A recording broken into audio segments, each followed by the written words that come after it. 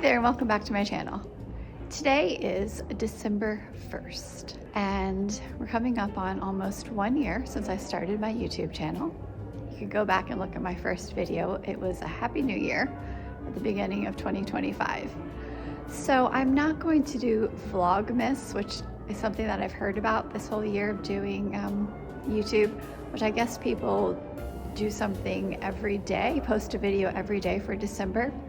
But I thought I would do something abbreviated, which would be to just show you a little bit of a vlog for each week of the month of December, leading up to my 1 year anniversary. If you've been with me for any time, you know that when I was about to reach my 6-month mark, I suggested the idea that I might do a live Q&A. I never got around to it. But I am thinking that it would be fun to do a live Q&A to celebrate my 1 year. So that will be in about 4 weeks from now. So if you have any questions, go ahead and put them in the comments section.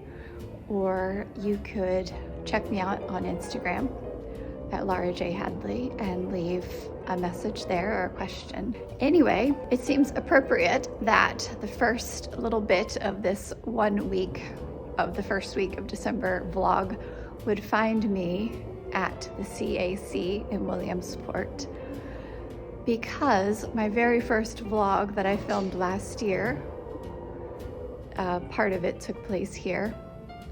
As it happens, last year and this year, both of my daughters are singing with the Nutcracker. Day 2, December 2nd, and we awoke to our first proper snow of the season. And it's still snowing a few hours into the morning. It's kind of like a snow globe snow. I'm not sure if it'll show up on the camera, but I hope it does.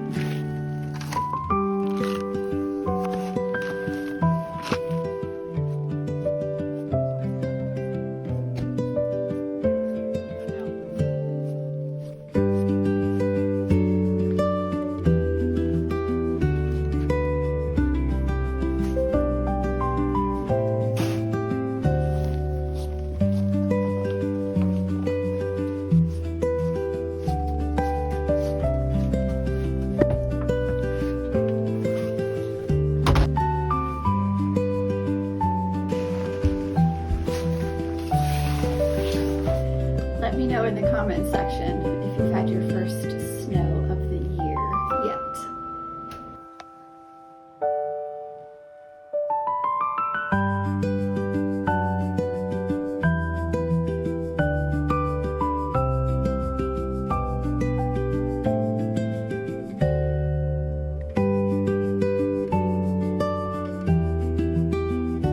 Well, hello there.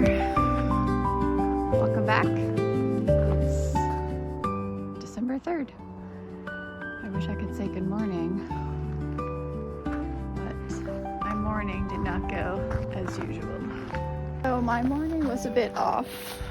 Oh, where are you? There you are. As on this day, my oldest daughter decided to fly away. She hasn't flown the coop completely, but it's the beginning of the end. Because I find that once a grown-up child goes on some grand excursion, they get a taste for independence, which is good, which is normal, which is what we want, right? But it's also hard.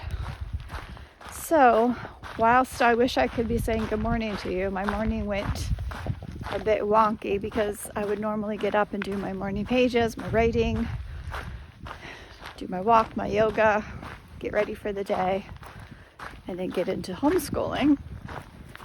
This morning I wanted to be available to her in case she needed any help with her last minute packing, which she didn't. And then about 30 minutes after she left, I just completely broke down. So if you are a parent with children who have grown up and moved away, you know the feeling. This is what we want, right? Parents are working themselves out of a job. Homeschool mothers are working themselves out of a job. It doesn't make it any easier. So my last child, we just started a new read aloud yesterday called Teresa of Calcutta, which you guessed it is about Mother Teresa. I forget the name of the author. I'll put it in the description box. In today's chapter, well, yesterday we started, it was chapter 1. Today we read chapter 2 and 3. In chapter 3, she was talking about having a calling, or we all have a calling on our lives. My calling has been home educating for the last number of years. And in starting this YouTube channel and starting the process of writing, it's just been like an experiment about what will I do? What will my calling be on my life once homeschooling is finished? And on days like this, I'm glad I am doing that now. I'm thinking about what I'm going to do, because how much harder would it be? I mean, if I'm healing this today and I still have two lovely girls still with me right now, not right the second they're in the house, then whew, might go over the edge. So we'll see what happens. I have a few more years before I'm completely finished, but today gives me a little taste. So I'm sure my lovely daughter is going to have a grand adventure. She's only going to be gone for a week. But she's flying over. The big deal for me is that she's flying overseas for the first time in her life, and it's not with me, which, thinking back, is something that I didn't expect, because when we got married, we planned to be living overseas, actually, right out of the gate. And so I pictured when we had children, they would be back and forth across the pond, Atlantic or Pacific, with us numerous times before they ever went off on their own. And that just isn't how life went. So that's the big thing. She's traveling overseas without me. I'm sure it'll be fine.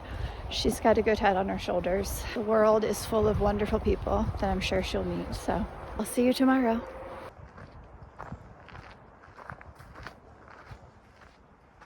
Well, hello from Central Pennsylvania on Thursday, December 4th. And here's my little addition on this day for this week. The moon is gorgeous. I don't feel like it's really showing up in the camera. It is absolutely stunning. It's a perfect circle of just brightness, but I don't know. Au revoir. Hello, it's Friday, December 5th, and the day was just a normal day as far as homeschooling goes. I did have my French tutoring in the morning, and then this evening, my husband and I came to the Tabor Museum for the art exhibit opening of a beautiful still life display. So if you're in Williamsport, Pennsylvania, between now and I think April, maybe May, you definitely want to come to the Tabor Museum to see this art exhibit. It's absolutely gorgeous. I'll put more details about it in the description box.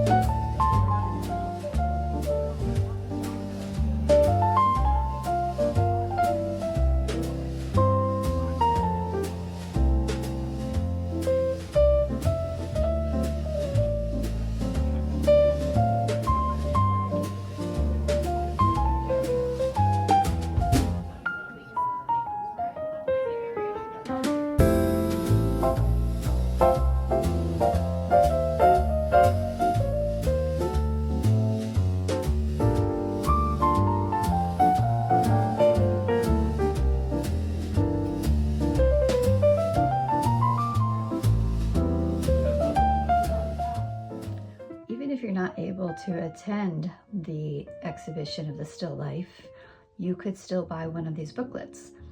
They're available for sale through the gift shop at the Thomas T. Tabor Museum for $20.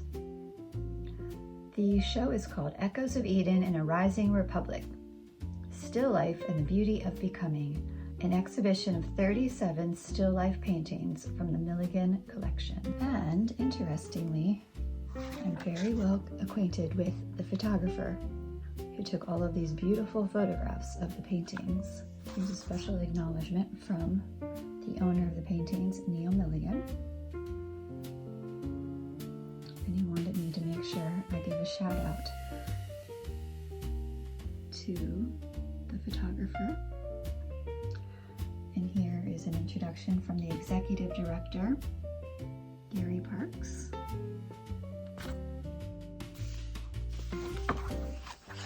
There's a lovely, I don't know, what would I call this? Oh, random thoughts and observations on the Neil Milligan Still Life collection by Christine Isabel Oakland, PhD. I'm not sure if I'm pronouncing her name correctly. Here's a few sneak peeks of some of the art. Absolutely gorgeous. Stare at it forever. So this kind of art is right up my alley. And this happens to be my favorite piece in the collection. It's called American Bounty, painted in 1851 by Paul McCroy. That I bid you adieu on the first week of December. I hope that you're doing well, and if you've made it all the way to the end of this video, leave me an emoji in the comment section of either fruit or flowers in honor of this still life art exhibition. Take care.